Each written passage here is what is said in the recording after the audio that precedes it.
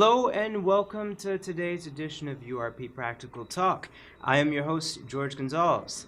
And today we're going to take a little bit of a different turn because, of course, we have, as always, Mr. Dr. Bandu. Yes. So thanks for coming in. Yes, and we actually have a unfamiliar face today. So, yes, the Mr. Aaron. Yep. Yes, Raul Aaron. Yes. So, of course, we know all about Dr. Bandu, but before we go on, let's talk a little bit about you. Who are you? Well, I'm right now the acting general secretary for the United Republican Party. Actually, I joined the Republican Party, United Republican Party, just prior to the last election, and we campaign all over the country, and we believe that we have made a serious impact on a large section of the population, the electorate. And I believe this upcoming election, we are going to continue to make that impact, which is very important for us. On a regular day, I operate Diamond Optical. I'm a businessman, and I'm the managing director for Diamond Optical. We're located in the City Mall, region in Camp Street. Okay. Great. All right. And so that you're a businessman, you're also you're the acting general secretary with the party, and so that you helped campaign heavily in the last Oh, yeah. election. So yes, that you also, I'm assuming, campaigning heavily in this one as well too. Oh, definitely. What the United Republican Party main emphasis and focus on is we do not leave the people out in the cold after elections are finished. We get right back on track, and we continue to educate them in relations to where the party is going and where the party wants to take them in the final analysis. If we look carefully at the last election and we make an assessment in relations to what parties are actually displaying in their manifestos that they have said, we have the APNU and we have the PPP. I believe the United Republican Party manifesto, and I would like to take persons back to those manifestos and to ask whether or not those parties that are actually in parliament are actually fulfilling their manifesto's objectives. Because the United Republican Party had we still have some serious consideration in relations to our manifesto, in relations to what we want to do for the people in Guyana, and in relations to what the party as a whole wants to achieve for the country. United Republican Party, of course, it's a party that cross all ethnic and religious barriers in relations to anyone can join the United Republican Party. And I must emphasize that the United Republican Party is a party that does not support racism in any shape or form. From the time I've met Mr. Bandu, that's been one of his major objectives, and that is to eliminate racism in this country. We live in a basically racist country, and those persons who want to bury their head in the sand like the proverbial ostrich and believe that we're not living in a racist society, then they need to think again. We have a society that has inculcated racism, both on all sides, and I believe everyone is to be blamed for that. We have families sit at their table and discriminate against other races. We have other races that are beginning to believe that they're not a part of this society. They're not a part of Guyana. Look, we had the incident just the other day where a child was refused entry on a cultural day wearing his cultural wear of the Amerindians. And that is something that is totally, preposterous. And we have not seen the political electorate come out in their large numbers and actually protest against this. You know, we have uh, we have right now a minister, of social cohesion. And I want to know if this is promoting social cohesion in the country. I believe that United Republican Party is, has always said that we are not going to tolerate racism in any shape or form. We are not going to tolerate the discrimination against any ethnic group. no discrimination against any person's religious beliefs and their religious concepts. And I believe that the government should really step in on this one and have that institution manage manners in relations to what is happening with this child, and also what is happening to the the founding the founding nation of the country, because everyone came here and met the Amerindians, and here we are. They are considered and conceptualized to be the lesser race in the country, and any country or any government that practices this segregation of races or the discrimination of one race or tolerates it in any shape or form, should be a political party that, should not be, considered. United Republican Party, we embrace all races. We've personally, during the last elections, we visited several Amerindian villages all over throughout the length and breadth of this country. And we believe that our Amerindian brothers have been manipulated over the years in relations to what political side they should take.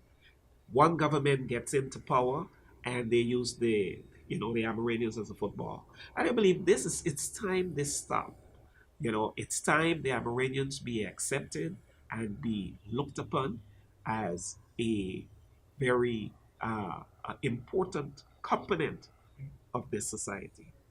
And I I believe we're really perturbed at the United Republican Party over this particular incident.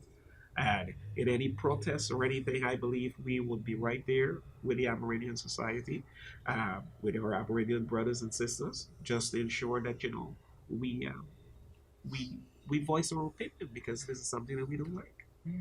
And so essentially that you feel that this isn't just one school, exerting something or exerting a viewpoint that is against Amerindians, that you feel like this is indicative of something that exists in Guyanese society, like at Definitely, this is something that large. exists in the society. Mm. It's only recent, that you refer to an Amerindian as a buckman, and someone that is not savvy with the urban life, and it's something that always worries me, because when you go to the Amerindian villages and you go to the interior, these are the same persons that you want as guides to take you through the jungle and to take you through that environment.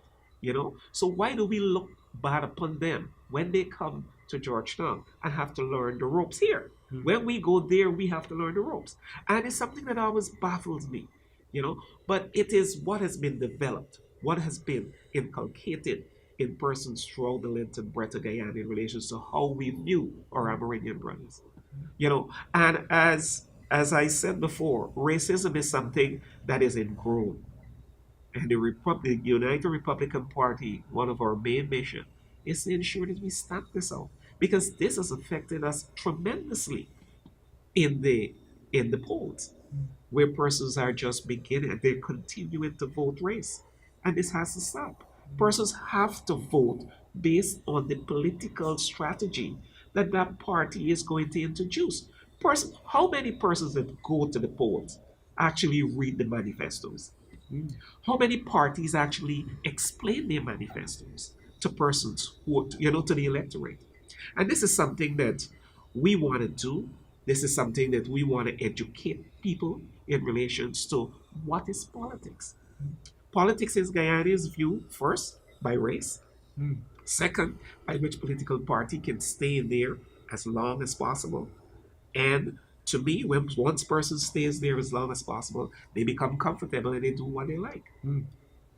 United Republican Party believe that it is time for a change. We True change. definitely a true change, not the type of change, not an exchange, as Dr. Bantu always say, and he said it in campaign in the last election. Right that, through this that what country. we've had is an exchange. We've had an exchange from one hands to the other. It is playing out that the same political things and challenges that has happened and that the opposition had protested against is the same when they were in government. They find themselves protesting against the same thing that is happening to them, and it's hilarious if you look at it. I mean, the time has come Mm. when they need to be a political party that is serious about the people, a political party that wants to take Guyana forward, Mm. that puts Guyana first and not themselves first.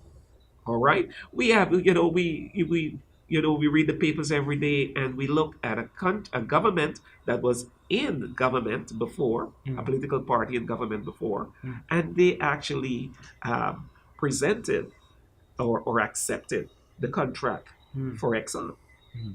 and then they are the same ones that are contradicting some of the same clause that they had accepted. And it's hilarious that persons are going to say here, we're going to go to the polls in this coming election, and we are going to vote for persons who are totally against themselves, persons who have not considered the basic fabric of the society, and nothing there is all inclusive. Mm. So we need to start assessing ourselves first from a racist position in relations to the vote. And we might be discussing this casually, but in every home in Guyana, there is some degree of prejudice Mm. against another race. Really? And it has to be stopped. It has to be stopped. Mm. It seeps itself casually and calmly into the workforce. And it is obvious when one political party is in government, you can take a look and you can take the stats in relations to who are the persons that are prominent Mm. in the ministries. When the other party changes, you can take a look at the ethnic group that is present So in the essentially, you're ministry. saying when the government changes government, it changes races, When the government basically. changes, you see the faces changes. Mm. The face change. Mm. And it happens in such a casual way Mm. that you are totally unaware of what is happening until 5 years after you show up and an entire ministry is either totally dominated with blacks with a few sprinkles of Amerindians, or totally dominated with Indians with a few sprinkles of Amerindians. Mm. You know, um, a very interesting phenomenon is coming to light, and that is the influx of Chinese into Guyana. Mm. And Chinese are a very prominent race in Guyana. Mm. We have right now, and we need to check our statistics, we're checking them before we campaign, Mm. that there are lots of Chinese that are naturalized citizens of Guyana. Mm. Yeah. What would be interesting if this racism continues to bear is if a Chinese decide that he was going to run for office. And then that racist connotation continues. What would happen? They would be importing Chinese just to vote? Of course, they would import a lot because China have over 1.5 billion persons. And if that population grows, Mm. then we would be in disaster. So I'm appealing to the voters, to the electorate, to put this racist issue behind us and let's focus on the issues for this election. Important for the last election, the mixed race has now begun to play a significant role in relations to the matrix. Mm. The mixed race is now between 18 and 22% of the Guyanese population. No, that's a pretty big percent when you look at compared to black, compared to Yeah. Indian, compared to the other ethnicity. Mhm. So can you? I'm sorry to divert you a little bit, but can you give us like a breakdown, or what is the percentages looking like? Well, I think that the African race is about 33. Mm. Indian about I think it's 37 somewhere around there, Mm. and 21 in our mixed race. Mm. Yeah, about 10% Indian and the other mixed. So we're kind of essentially. It seems like you're getting to a place where, if you have so many mixed people, that to try to divide people along the line of Indian and black, it seems like that's obsolete way. it's Of, going to become Yeah. obsolete. Well, what will happen, George, is that Mm. if they play this racism game, they're saying that they are not racist, but they demonstrate racism both sides, the PPP and the PNC. They demonstrate racism by going to their own people and try to, have an indoor meeting. Both sides have been doing that, right? So yeah, what the URP say? Look, if all the Africans vote for the PNC, they cannot win an election, outright election. And if all the Indians vote for the PPP, they cannot win an outright election. Correct. Right? And it's a very interesting thing to see this 2020 election, what will happen, because in my mind, it's only a handful of people, the politicians then, are trying to embed the racism amongst the people. And the older generation mostly will be accepting that. The younger generation is a different generation, right? You will have a small percentage who follow the grandparents or the parents and what have you, right? But the majority would not. And the URP are focusing seriously on the younger generation in this country because we realize that the younger generation is the leaders of tomorrow. They are the future in this country. And that is why we are appealing to them all the time. Please come out. Don't only say, I don't have a job or I don't get job. What you doing about it? Are you linking yourself with somebody who are trying to make a difference in Guyana? We have seen the play of the PPP. We have seen the play of the PNC. It's the same. They're no different. The only difference between these two people that the PPP run by heading by Indian and the PNC heading by African. That's the only difference. But the same thing they're doing, the same thing that the past administration had been doing, the same thing this administration is doing. So they are no different. That is why when you asked the question, last time, what about this coalition between the PNC and PPP? I said I wouldn't be surprised, because for them to hold power, they got to come together, to hold that power. So I would be surprising. Because their policy, everything is the same. There's no difference. So where are we going? So it sounds like 2020 will be an interesting time. I think it's going to be a very interesting. I think it's going to be a very interesting election. I think this is an ideal opportunity for the people to take control of a country that is blessed with resources. We see on a daily basis that the effects. And let's talk petroleum for a little bit. We see persons just throwing back and believing that we're going to get oil, and when the oil comes and it starts flowing, then everything is going to be fine. I believe Guyana is going to be on a part where we're going to wake up. And once we wake up, then we are going to understand that it's not going to be easy. It's going to be a hard road to travel. Yeah.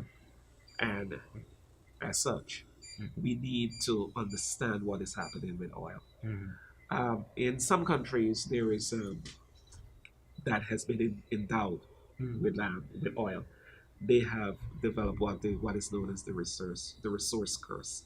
So what a resource curse? Yeah, what is that?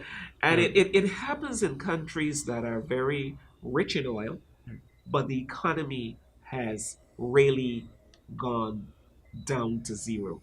And let's take a look at Venezuela. Venezuela is very, very rich in oil a couple of decades ago. And now Venezuelans are crossing the borders to Brazil and to Guyana in search of a new life. And this is because of the resource curse.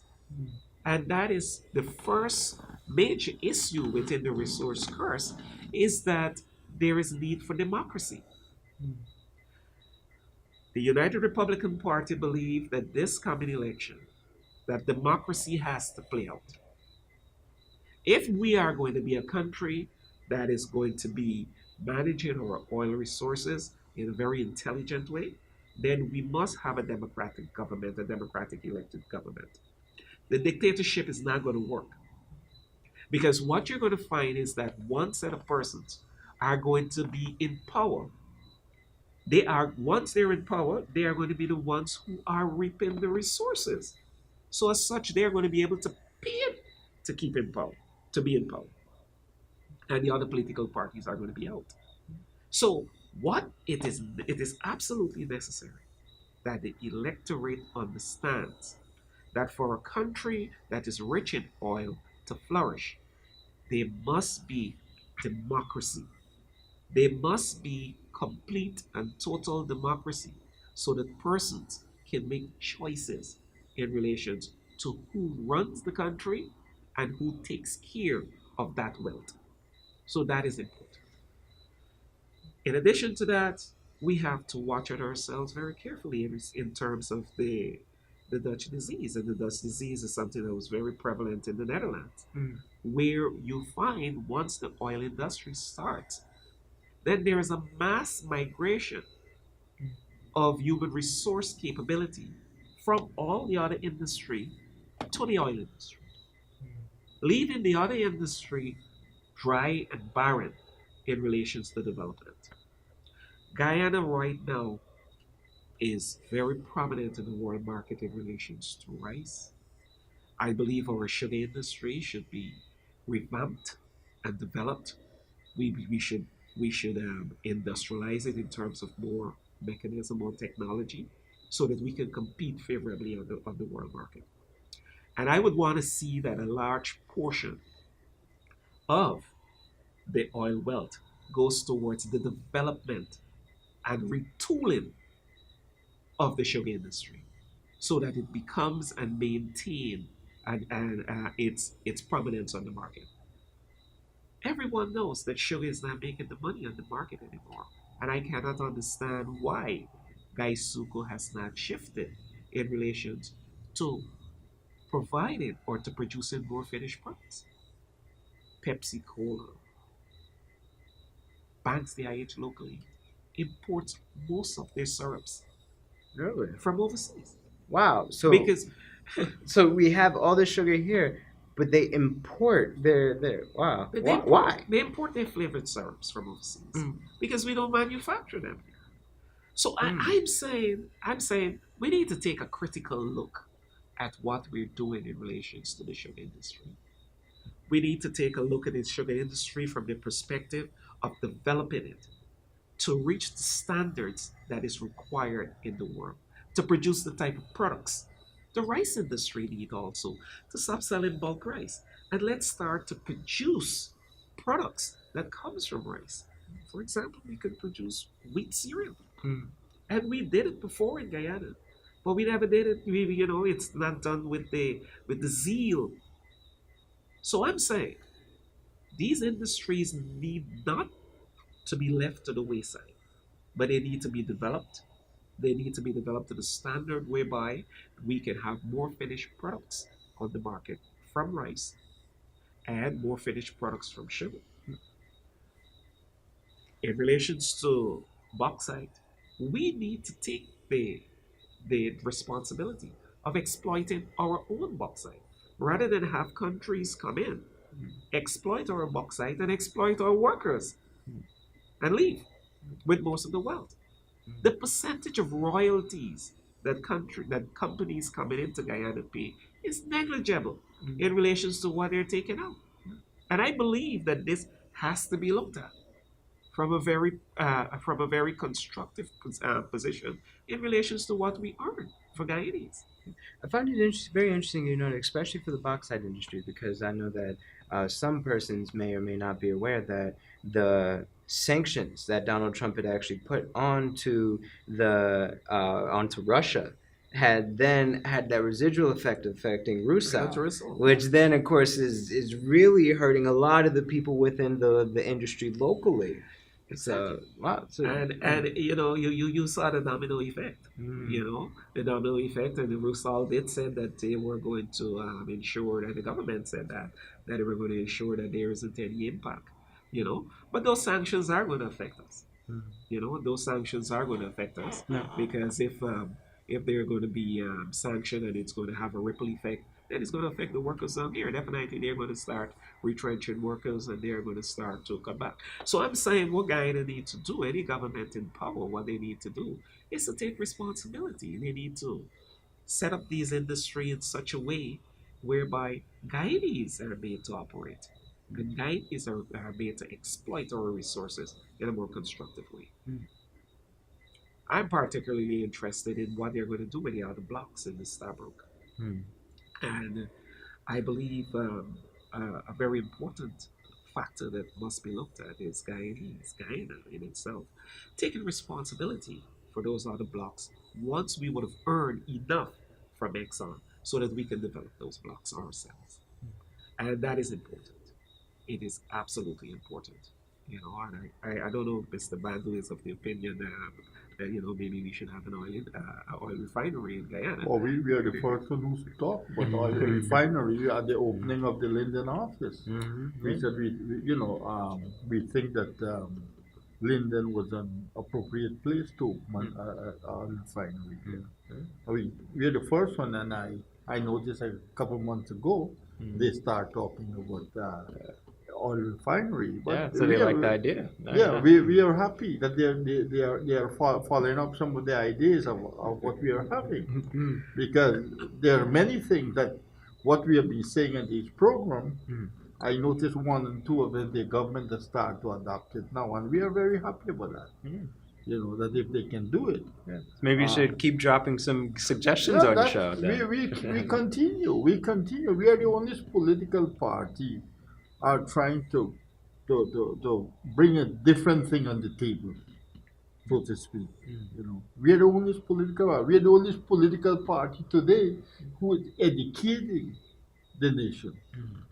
You know, we have flyers sending out. We have our newspaper going out. We have this. 2 years now we are on this program trying to educate people, let them understand. You know, and I haven't found one person yet who has disagreed with the URP Practical Talk program, because we are saying facts here. You know, everything we are saying. There are many places I go. People are telling me, Doc, I always look at your program. I make sure I get home to look at your program. You know, the URP Practical Talk, because you all make sense what you all are saying. You know, I said yes, we are making sense, but I hope when you're putting the X, you make sure you know you put it where the sense make, and not on the racial side. You know, so it is very important, and it is good that you know that people are acknowledging what we are doing and so forth. So people are really receptive to the message. They're very receptive, and that's why I'm saying that it will be a very interesting 2020 election. You know,